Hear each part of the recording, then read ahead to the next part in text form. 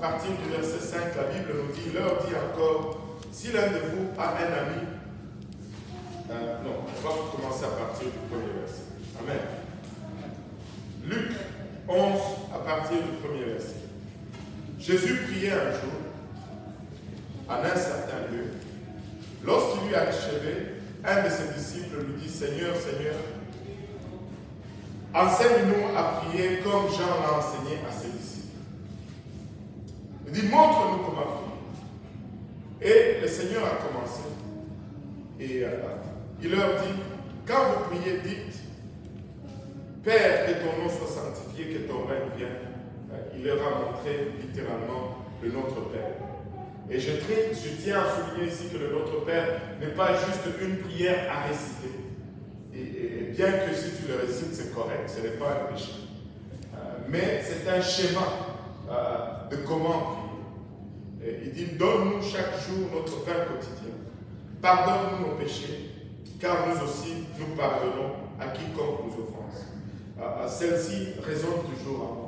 Et même aujourd'hui, alors qu'on travaillait au bien, j'ai demandé, on parlait, on échange toujours. Et je disais au frère Jean-Yves, je ne sais pas pourquoi certains d'entre nous avons tellement de difficultés à pardonner. La Bible nous dit, tu vas être pardonné comme tu pardonnes aussi aux autres. Donc si tu veux qu'on te pardonne beaucoup, juste pardonne. Amen. Juste pardonne. Et pardonne nos offenses comme nous pardonnons à quiconque. Peu importe qui nous offense, nous les pardonnons. Et ne nous induis pas en tentation. Et voilà. Et le verset 5, il leur dit encore, après leur avoir enseigné, non seulement il leur enseigne la prière, mais après avoir leur enseigné quoi faire, il leur enseigne par la suite l'attitude ou le comment de le faire. Si l'un de vous a un ami, dit-il au verset 5, et qu'il aille le trouver au milieu de la nuit pour lui dire, ami, prête-moi 3 pains, car un de mes amis est arrivé de voyage chez moi. Je n'ai rien à lui offrir. Et si de l'intérieur de sa maison, cet ami lui répond, ne m'importune pas, la porte est déjà fermée, mes enfants et moi sommes au lit, je ne puis me lever pour te donner de pain. Je vous l'ai dit, même s'il ne se levait pas pour le lui donner, parce que c'est son ami, il se leverait à cause de son importunité et lui donnerait tout ce dont il a besoin. En d'autres termes, le Seigneur, non seulement il enseigne comment prier, mais il nous dit aussi de quelle manière nous devons prier. Il nous donne la méthode et il nous donne aussi l'attitude. Je dois prier, mais je ne dois pas juste prier une fois et c'est fini. Il dit, cet homme, s'il va vers la maison de son ami et il frappe, donne-moi du pain. Il dit, non, je dors déjà, va là-bas. Donne-moi du pain. Il dit, mais je te dis que nous dormons déjà. Donne-moi du pain. Parce qu'il ne veut pas que ses enfants soient réveillés au milieu de la nuit. Il va sortir et lui donner du pain juste à cause de son importunité. Laissez-moi vous dire, Rochelaga, nous allons frapper encore. Nous allons demander encore. Nous allons cogner encore. Nous allons inviter encore. Nous allons enseigner encore. Nous allons donner encore. Nous allons enseigner encore. Jusqu'à ce que cette forme de Dieu. Non seulement nous savons ce que nous cherchons, mais nous allons chercher avec persistance. Nous allons chercher avec insistance. Nous allons continuer encore et encore et encore et encore. Laisse-moi poser une question à cette belle assemblée. Combien est-ce que tu désires vraiment voir ce réveil? Combien est-ce que tu désires vraiment voir cette église? Combien est-ce que tu désires vraiment voir ces gens être sauvés ou le voir, alléluia, connaître Dieu? Il continue encore en disant, quel est parmi vous le Père? Et le Seigneur a une façon de faire. Il va toujours nous amener à l'essentiel. Il dit, quel est parmi vous le Père qui donnera une pierre à son fils s'il lui demande du pain? Et ça, c'est la suite. Dans le même chapitre. Il a enseigné le Notre Père. Après, il enseigne la persistance pour persévérer. Et après, il nous donne maintenant un exemple pour nous dire ce que nous devons exactement chercher. Il dit, quel est parmi vous le père qui donnera une pierre à son fils s'il lui demande du pain? Ou il s'y demande un poisson, lui donnera-t-il un serpent au lieu d'un poisson?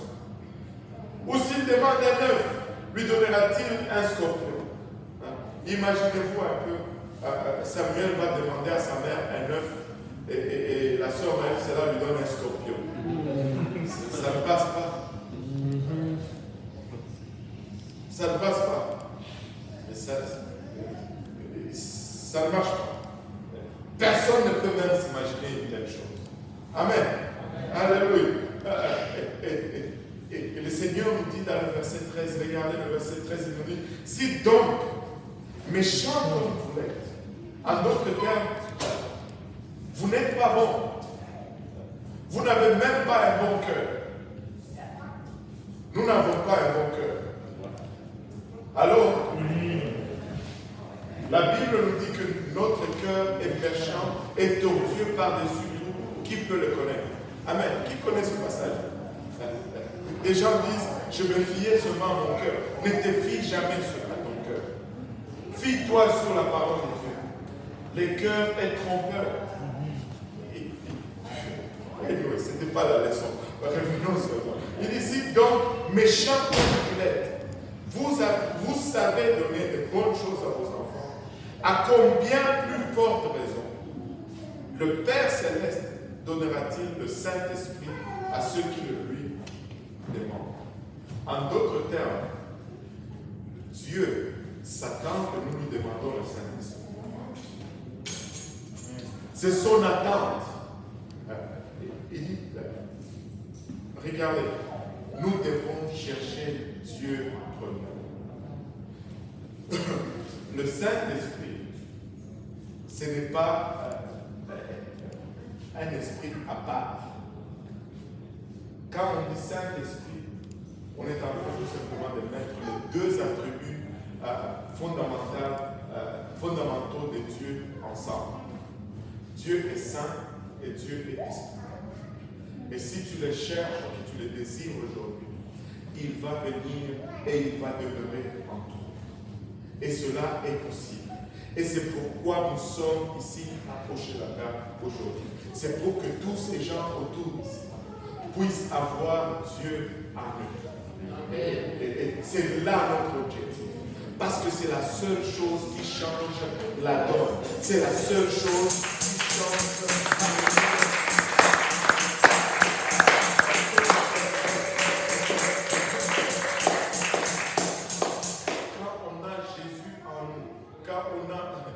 Jésus, c'est le Saint-Esprit, ça peut être une autre leçon pour un autre jour. Mais quand on a le Saint-Esprit en nous, c'est l'espérance de la gloire. Tout tombe à la bonne place. On est apte à être satisfait, peu importe ce qu'on cherche, si on le laisse affecter, si on le laisse guider nos choix, nos décisions. Vous allez voir, vous allez être satisfait avec tout ce que vous allez avoir. Mais il faut que lui remplisse le lieu entre nous. Et Dieu dit qu'il est assez bon. Si nous le demandons, il est assez bon et il est assez fidèle pour nous le donner.